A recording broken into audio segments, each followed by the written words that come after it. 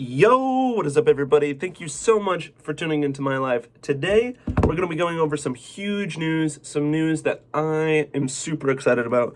If you didn't know this about me, I'm a huge, absolutely massive Tesla fan.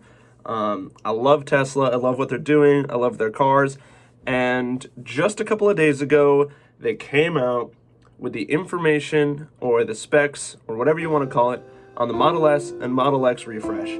Now, we've been looking forward to this for probably about a week, at least that's as long as I've known about it, and I am super hyped about it. This is even better than what I was expecting. I didn't really know what to expect. Obviously, I don't own a Tesla because I don't have that kind of money sitting around. Trust me, I wish I did. But let's look into the differences and what I think about them. So, starting off the bat, the outside, there's not a lot that changed. Obviously, the chrome, I say obviously too much. I'm sorry. It's not that obvious. They changed the chrome to black, if you couldn't notice, which is classic with what they've been doing with their other cars. Mostly, we saw it in the Model Y, but changing different things to the black. The front's a little bit different, but not a whole lot changed, and it's still that classic Model S look. The interior, oh boy, that's where everything changed. It's insane. We start off with changing the screen from vertical to horizontal, which will make app development and updates a lot easier because now they're all the same screen. It is interesting to note, I don't really know what's going to happen, none of us do, what's going to happen with older Model S's that have the vertical screen, so we'll see what happens there, but for now, we're just excited. It also says on the page that there's going to be a left to right tilt, and it looks kind of like it's in the car more, so I don't really know how that's going to work, but we still have the screen over here, which is good because that's kind of your premium car experience. Now, huge, absolutely massive change, steering wheel.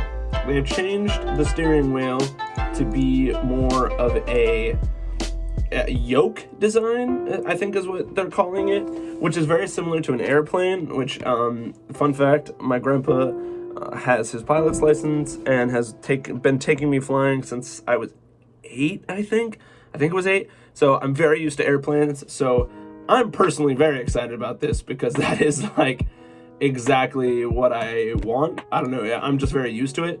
I do see kind of a problem, if you're doing a tight turn, but I think having that on the bottom, because planes don't have this bottom part, because you're very little movement, so I think most of the time, you can still rest your hand on the top. In fact, when we fly the plane, that's where we usually just set our hand on the top and kind of just move it like this. So you can still set your hand on the top, and there is this little textured spot there, which I wonder if that's heated.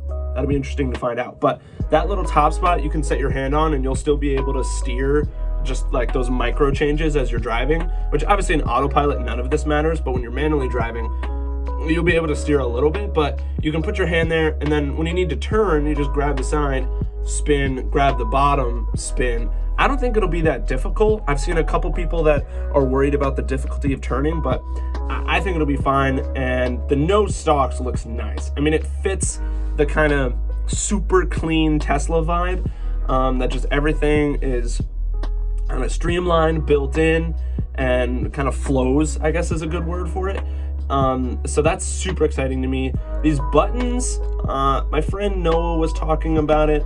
If they are capacitive buttons where there's no feedback, as he described it, so you don't actually know if you clicked it other than something happened, he said that might be kind of annoying. I don't know, I'm kind of excited about it because you're gonna have, you're gonna know where the button is, but I guess I see his point that if they are buttons, it would be easier because you're actually clicking something, but I don't know. Also, subtle, having the Tesla logo there. Get back here. The Tesla logo here is very nice. And we obviously have this a little bit of design change and the wireless charging in the front, which is nice. And then in the back, we added a screen, which is cool. As MKBHD said yesterday, it will be weird to kind of crane your neck that way, but I think if you're just casually looking, it'll be okay. And like he said, for kids, it'll be great because they're shorter and it'll be fine. This right here, I am ecstatic about. That's awesome. Active noise canceling. If anybody out there has AirPod Pros, or I guess any other headphone experience that has active noise canceling, that's awesome. Basically, it takes the microphones in the car, figures out what noise is happening outside, pumps anti-noise into the cabin so that you just don't hear that noise. And that is amazing because it's going to be way better, for one, and two, it's going to be a lot easier to make it quieter, because a lot of these premium cars will like fill gaps and put in noise canceling and that kind of stuff. But Tesla is a software company, so it makes sense.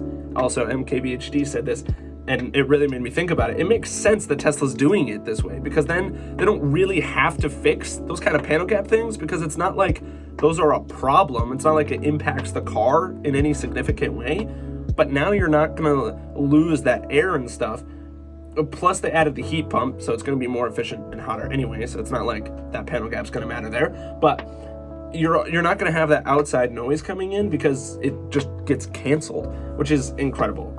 That's a super smart way and a super smart solution that's kind of against the norm, which is just what Tesla does. I mean, all of their stuff is against the norm. I mean, come on, look at this steering wheel, like against the norm, but it works, and I think it'll be incredible. Yeah, I'm super excited. Obviously I want to drive one regardless, but it'd be really nice to get a test drive in this new Model S and see what the what the steering wheel is all about. So moving over to the Model X, because that also got a refresh, we have that similar change over to black, no chrome, a little bit of changes here and there to the outside, but inside changes, we got the new display, and there's the left-right tilt. Oops, man.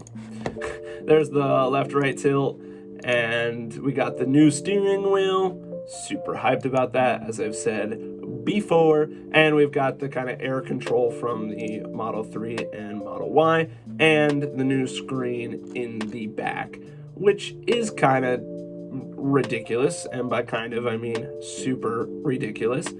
And the active noise canceling system makes sense, very similar to the Model S changes. That's kind of my initial opinion. Clearly, I don't have a whole lot of expertise here because I don't own one. I can't actually, say anything. But from what I can see and what I know just in general, this is awesome. This is a super great direction. I think this is a good way, especially, for instance, this right here, for instance, that really shows what Tesla's capable of with fixing problems, not necessarily in a way people thought they were going to, while keeping kind of their processes and costs the same, while also having a multi-function fix, which I think is really important. Having something, basically getting the most out of what you're putting in. So if you make a 22 speaker, 960 watt audio system, obviously that's going to be premium sound. Also, you have active noise canceling. So I'm super excited about it. Let me know what you think in the comments down below. And if you're as much of a Tesla nerd as me, let me know, because that'd be cool to connect. And let me know what you think. So as always, like and subscribe, and see you tomorrow. Peace.